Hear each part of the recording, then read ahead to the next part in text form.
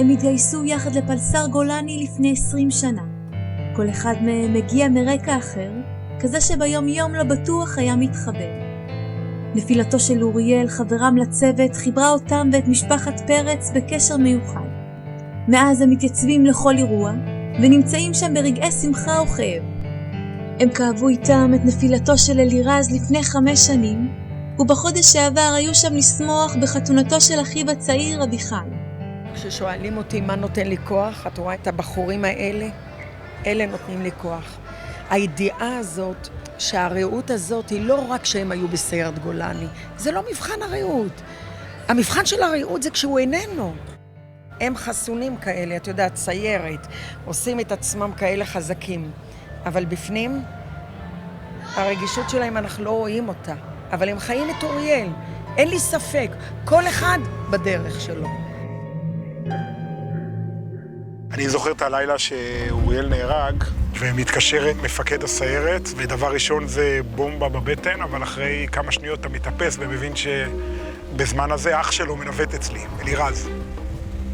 ואז זה מהר מאוד גם עושה את הסוויץ' לבין, אתה מבין שאיבדת חבר, אבל עכשיו איך להתכונן ולבשר את הבשורה הזאת לאח שלו.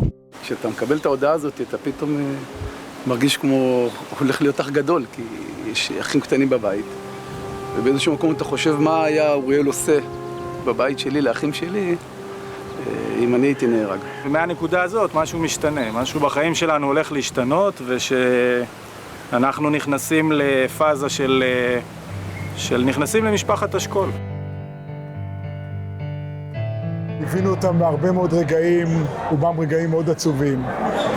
וזה שהם בחרו להמשיך לחיות וממשיכים, ואביחי פה מתחתן, אז אנחנו מרגישים קרבה גדולה ולבוא ולשמוח איתו. אני חושב שיש פה גם הרגשה של מחויבות.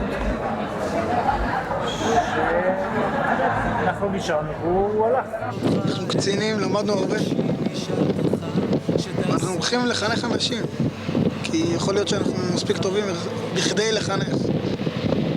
ואנחנו נשנה את המדינה הזאת.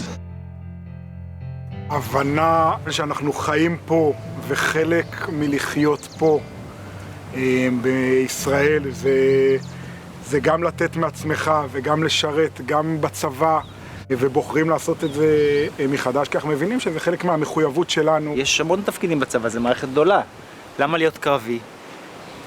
אני חושב שהרבה אנשים, חלק מהעניין הזה של להיות קרבי, זה כאילו מה זה להיות פייטר, מה זה להיות עם נשק, מה זה... גם אם זה לשלם מחיר? כן, אבל מי שהולך להיות קרבי לא חושב על המחיר. ויש איזושהי הדחקה כדי שלך את היכולת להתמודד עם זה, כי אחרת זה לא כל כך מובן מה גורם לאנשים לקום וללכת. דווקא זה די מובן לי. האמת היא גם לאוריאל זה היה די מובן, תשמע, הוא באמת היה לו ברור לו שהוא הולך למות. אני חושב שנכנס לפה אלמנט של הבדל מהותי בין אנשים שבאים חדורי אמונה דתית לאנשים שבאים מפן קצת שונה, קצת יותר חילוני. בסיירת גולני היו סיכונים, אבל אני לא חשבתי שאני הולך למות כל יום. אני כל החיים גדלתי על סיפורים על אנשים שמסרו את החיים שלהם. לא מתוך אידיאל שלמסור את החיים זה הדבר הראשון, אבל בהחלט, בכל ההיסטוריה של היהודים. אנשים מסרו את החיים שלהם בשביל מטרות חשובות. לא מגדיר את עצמי בשום שלב בחיי כלוחם. בן אדם שבאיזשהו שלב בחיים עצר את החיים, הלך לצבא. לא קיבלתי את המוות של אוריאל כלוחם, קיבלתי את המוות של אוריאל כחבר. זה קודם כל סודק לך משהו בלב. לבוא ללוויה של חייל שנהרג, מי אני בכלל? כאילו גם ילד כמוהו, זה מכה בך, כאילו כל העניין של המוות וכל העניין של ההתמודדות שלך עם איך מתמודדים עם משפחה שכולה. דבר עצוב הוא שאוריאל נעצר בחיים צבאיים, הוא לא נעצר בחיים של אבא וילדים וכל הדברים האלה. הוא נעצר בתור אחד שנלחם כיהודי, כישראלי על הארץ שלו, שזה דבר עצום. צעיר לנצח. היום היה לי הכי קשה כי אומרים לי, חיתנת את כולם. אני אומרת להם, לא זכיתי לחתן את אוריאל.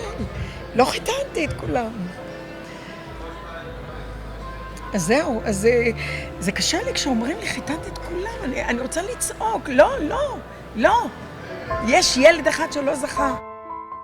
כל הסיסמאות האלה שבתור נער נגיד בימי זיכרון וזה שהוא נשאר ילד, מי מוחשים כאילו משנה לשנה. אנחנו כבר נפגשים ויש ילדים ויש זה והוא עדיין שם. אוריאל היה אדם שלא עמד מן הצד. והנושא של לא לעמוד מן הצד ולהיות מוכן לשלם את המחיר, זה משהו שלפעמים פוגש אותי בהתלבטויות. בדרך כלל אחרי מוות בצבא, אנשים נסחפים והופכים את כולם לגיבורים. אני לא חושב שאוריאל היה גיבור, אבל אני חושב שאוריאל היה לו דברים שילד בן 20, זה מדהים כאילו שהוא פעל לפי עקרונות ולפי ערכים, שילד בן 20 בדרך כלל לא פועל לפי הדברים האלה. בהזכרה האחרונה של אלירז, דיברנו בצוות ככה בוואטסאפ, מי יגיע להזכרה, זה היה בדיוק אחרי החתונה. אז מישהו אמר שהוא חושב שזה כבר התור של אוריאל להגיע להזכרה של אלירז. כי אח שלו. חלאס כמה, הוא לא מגיע עוד שנה ועוד שנה, הגיע תורו. הדבר הכי יפה שהוא השאיר לנו זה את הרעות. כי בזכותו התגבשנו כמו שהתגבשנו. זה שאנחנו אולי שונים בזה חלקנו גרים במקומות אחרים, או חלקנו מאמינים בדברים אחרים, אבל אנחנו מאוד מאוד דומים. הבסיס הערכי הוא משותף מאוד, לא משנה מאיפה אתה בא. בסוף כולנו בני אדם שמתמודדים עם חיים שהם די דומים. מוות מזקק את הדברים החשובים בחיים. וזה דוחק הצידה את כל הרעשי רקע.